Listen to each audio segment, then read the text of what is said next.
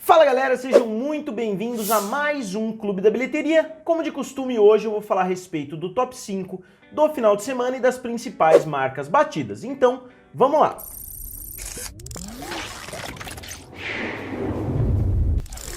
E galera, se você ainda não é inscrito aqui no canal Triplo F, se inscreva. Eu tô tentando chegar a 200 mil inscritos e com certeza você pode me ajudar com isso. Eu sei que muitas pessoas assistem os vídeos, mas não se inscrevem no canal, então eu gostaria de pedir que vocês se inscrevessem e acionassem o sininho, que vocês me ajudam bastante.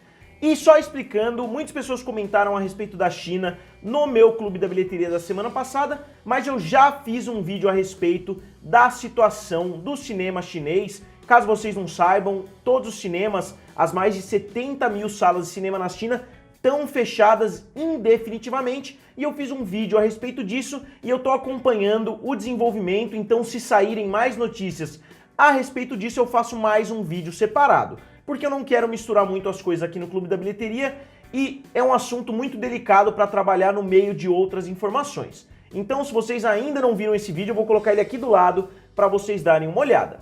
E entrando de cabeça no top 5, na primeira posição novamente ficou o filme Bad Boys for Life, que fez dessa vez 17 milhões de dólares. Então, não é que o filme mereça ainda estar na primeira posição, é que realmente não veio nenhum grande lançamento para tomar a dianteira. E na verdade, esse foi um dos piores finais de semana, não só desse ano, como também do ano passado. Se a gente somar todos os 10 primeiros colocados nas bilheterias, a gente soma cerca de 70 milhões. É um número muito raro, geralmente bate 100, bate 120 milhões, se a gente somar o número do número 1 ao número 10. Esse final de semana ficou bem aquém disso, e o único final de semana que eu encontrei que perdeu desse foi o terceiro final de semana de liderança do filme Vidro no ano passado. Então foi um número muito baixo, mas que normalmente acontece no final de janeiro, começo de fevereiro.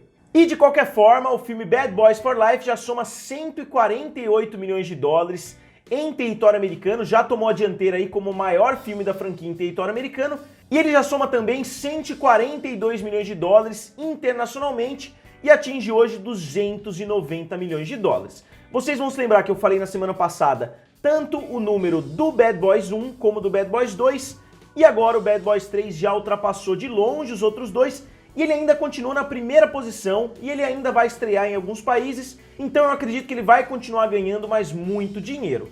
É engraçado que eu achava que esse filme fosse ter um apelo internacional, maior até do que um apelo americano, principalmente considerando a estrela que o Will Smith é mundialmente, mas parece que não vai ser tanto assim. Parece que o filme vai ficar meio que nessa faixa de 50% para um lado, 50% para o outro. E na segunda posição, fazendo mais 9,6 milhões de dólares, e caindo abaixo dos 40%, ficou o filme 1917 do diretor Sam Mendes. Vale frisar que essa queda de quase 40% não é uma queda tão boa assim, se a gente comparar, por exemplo, com outros filmes que eu já comparei, como Até o Último Homem e como Dunkirk. Os dois filmes de guerra tiveram quedas inferiores às quedas de 1917. Então, para um filme que está numa tempestade perfeita, de Globo de Ouro, de indicações ao Oscar, de muitas pessoas aclamando o filme, eu acho que o filme está tendo quedas até que acentuadas. Obviamente, não são quedas de blockbusters aí de 60%, 50%,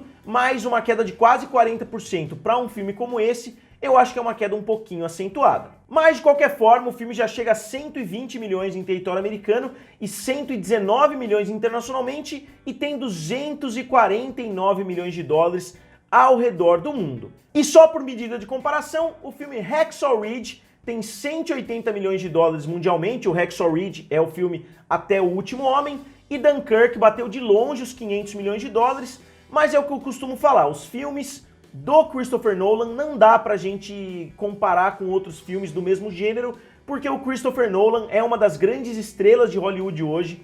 É muito difícil a gente ver um ator que consiga puxar público, e muito menos um diretor que consiga atrair o público somente por seu nome. Eu acho que a gente tem hoje nessa categoria somente 2 diretores, o Quentin Tarantino, que sempre faz ali na faixa de 200 a 400 milhões de dólares, somente pelo peso do nome Quentin Tarantino, e a gente tem também o Christopher Nolan, que vai um passo além, ele faz sempre entre 500 e 700, 800 milhões de dólares, somente com seu nome, sem fazer sequências, sem fazer grandes franquias, tirando obviamente a trilogia do Batman, mas ele sempre consegue se manter no topo somente com a força dos seus filmes. Mas de qualquer forma, 1917 continua na segunda posição e provavelmente, se o filme ganhar o Oscar nesse final de semana, a gente vai ver, obviamente, um aumento nas bilheterias. A gente não sabe de quanto, mas muitas pessoas ainda estão esperando o Oscar chegar para conferir o filme. E na terceira posição ficou o filme Dolittle, do Robert Downey Jr. Como eu disse no final de semana passado,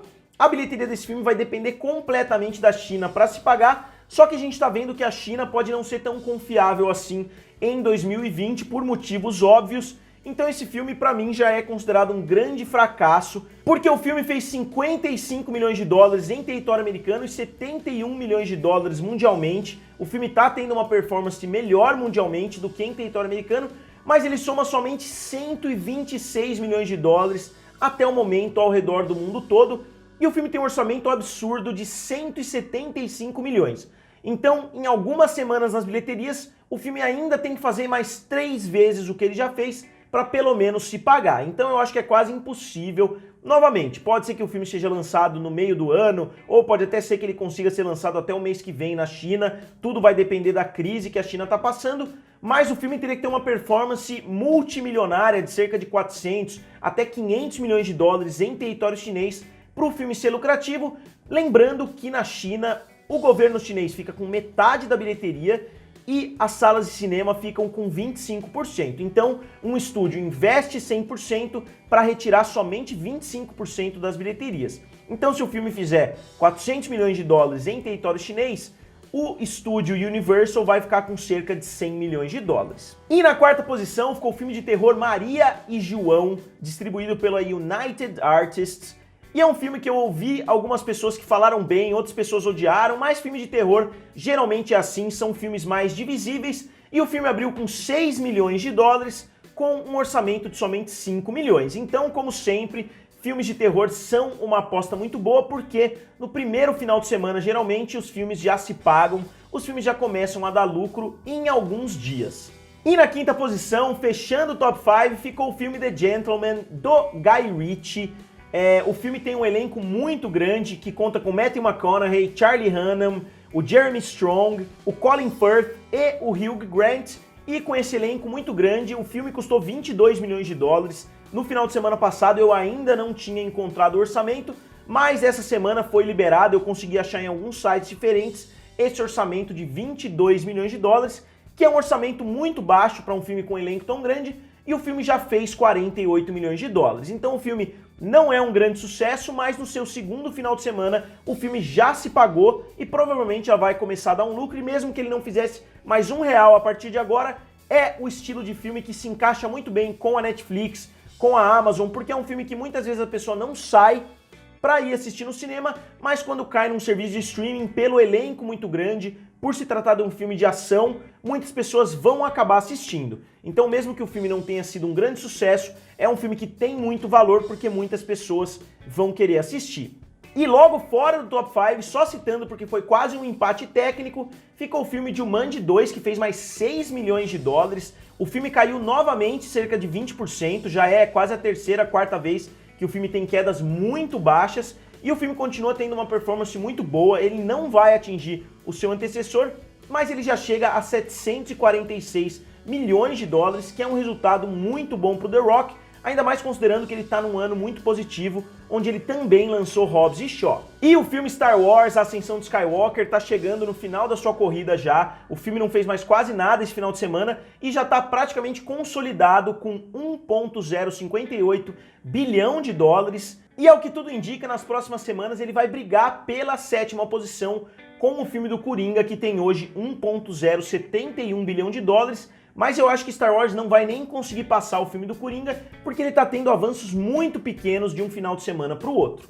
E outro destaque que eu tenho citado frequentemente aqui é o filme Entre Facas e Segredos, do diretor Rian Johnson, que está hoje com 293 milhões de dólares, com um orçamento de somente 40 milhões. O filme está chegando à marca de 300 milhões, o que certamente é um valor muito bom para esse diretor, que foi quase que rechaçado ali pelo público do Star Wars, e agora ele voltou com tudo. Ele é um diretor que eu gosto muito, eu acompanhei todos os trabalhos dele até hoje, E com certeza é o diretor mais autoral que já trabalhou na franquia Star Wars. E só pra finalizar, o filme Frozen 2 chegou a 1,430 bilhão de dólares, teve uma performance muito melhor do que a maioria das pessoas esperavam, e eu pretendo fazer um vídeo no decorrer dessa semana a respeito dos grandes filmes da Disney lançados em 2019 e qual foi a grandeza desse ano da Disney na história do cinema. E eu pretendo falar também sobre as expectativas e a performance que cada um dos filmes teve.